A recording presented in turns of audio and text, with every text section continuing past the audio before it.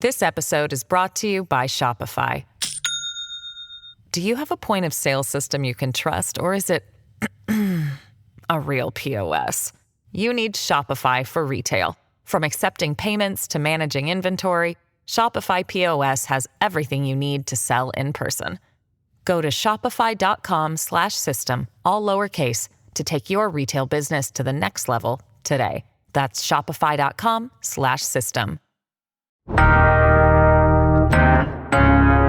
Today on CityCast Houston, it's the final days of AAPI Restaurant Weeks, and International Sushi Day is coming up next week. So we wanted to revisit our interview with Houston foodie Anthony Vu, aka the Eating Ant, on the best places for sushi in Houston to celebrate. From splurge spots to quick lunches, you have to try these sushi spots. It's Wednesday, June 12th. I'm Rahil Ramzanali, and here's what Houston's talking about. Anthony, welcome to CityCast Houston. How are you, man? I'm good, Rahil. Thanks for having me on here. I'm so excited for the talk today. Yeah, absolutely. I'm pumped as well. Before we jump into this, I need your help, okay? Because I've been eating sushi for decades. Like, it's been so long.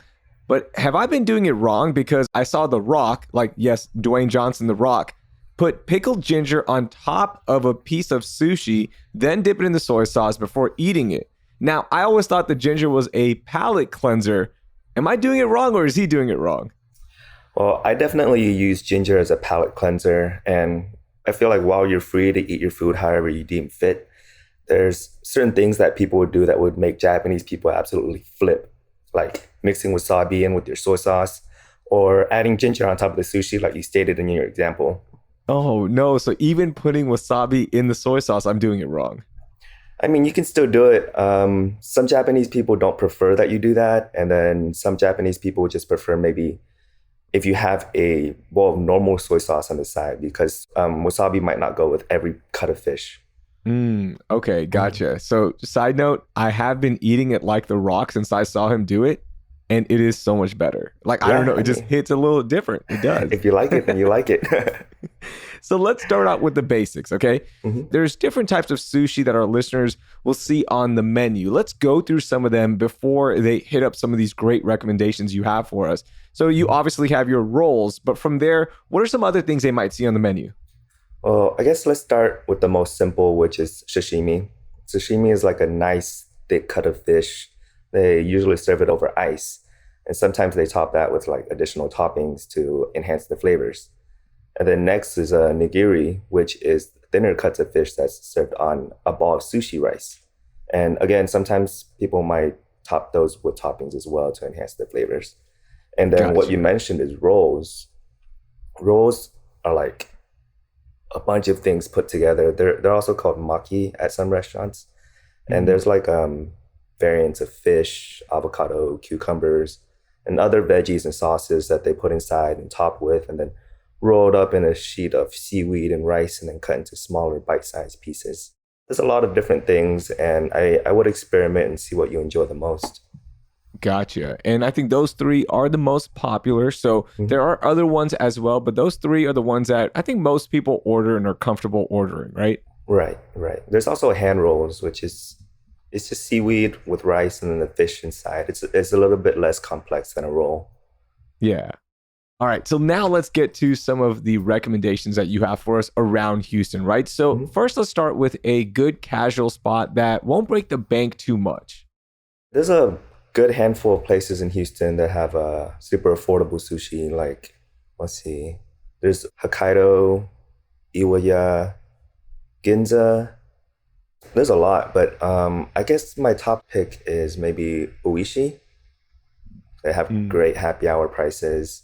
The sushi's super cheap, but it doesn't taste like super low quality. Now let's talk about some good lunch spots for sushi. Where do you recommend? Well, all of the places I named just now are really good for lunch, but maybe other ones that you could check out are like Kura, which is a conveyor belt sushi spot. It just goes around, and if you like it, then you take out the plate, and then they charge you per plate. And then another one might be Handy's Dozo, and those have hand rolls. Good. Yeah, the hand rolls are so good. They top it with amazing toppings. The conveyor belt places, it's cool, right? Like it's okay to go to, right? Like I like going to those places because there's so much variety and I like being able to pick what I want. And it might not be the freshest because it might be, sitting on the belt for a while, but I've always had a good experience at those places. Right. It's so fun, especially if you have kids. Some places I feel like have the TV with animation. When you put the plate in, it's like all this cool animation to watch. Yeah, the one I go to, if you order something off the menu, they'll send it on a train that comes out, and it's so cool. Like my daughter loves that. Oh yeah, that's so fun.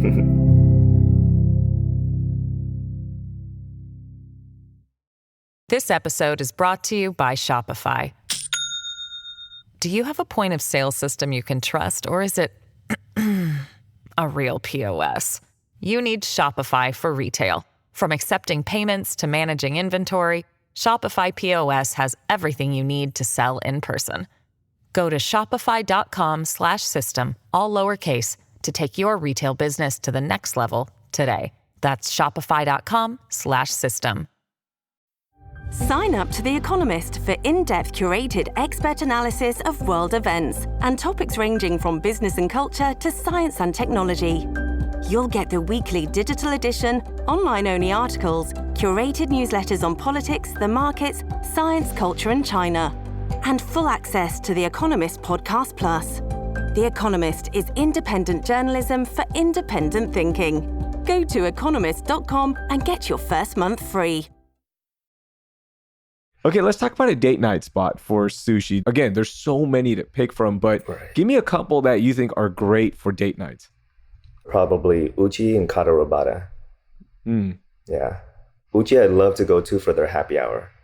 You'll get like cheaper cuts of fish, hot and cold dishes, even alcohol. So it's a good deal, but you'll definitely have to spend more than the casual spots, of course. Yeah, for sure. What do you recommend we get there?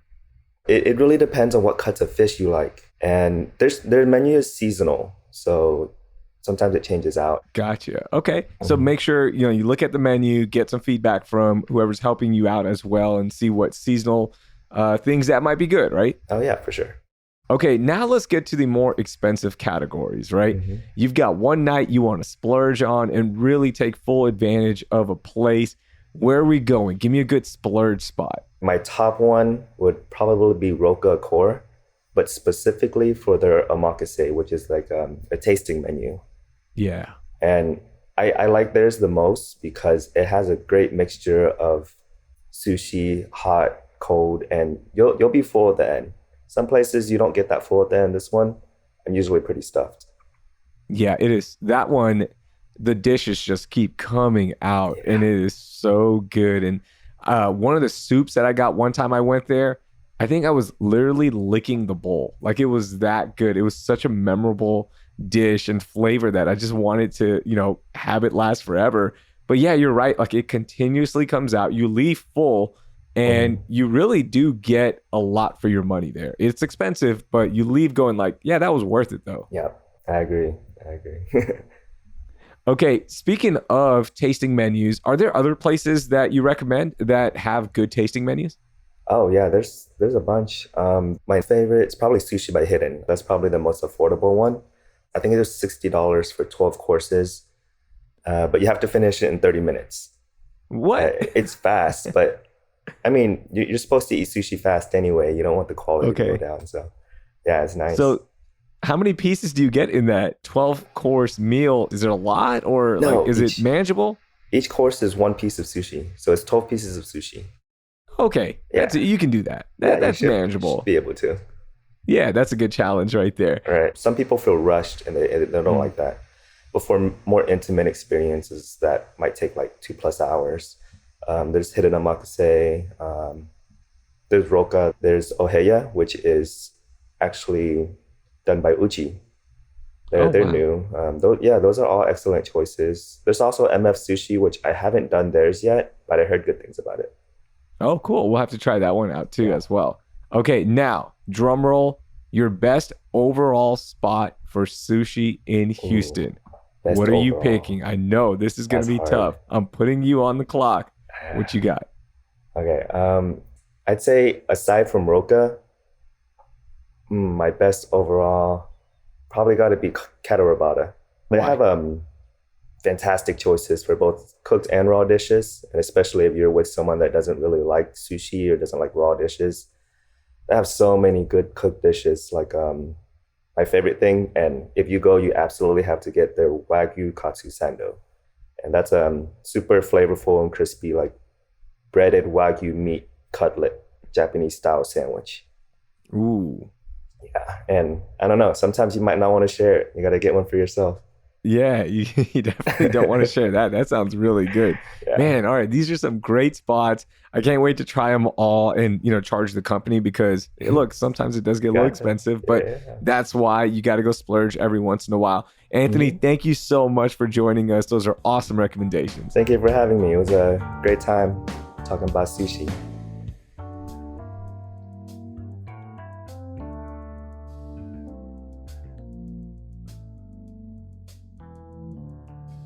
That was Anthony Vu. You can follow him and keep up with his food adventures on Instagram at The Eating Ant, or check out the link in our show notes. Now, if you do go to one of these places we mentioned, make sure you take a picture and tag us on Instagram at CityCast Houston. That will do it for today. Thank you for listening, and I hope you learned something new.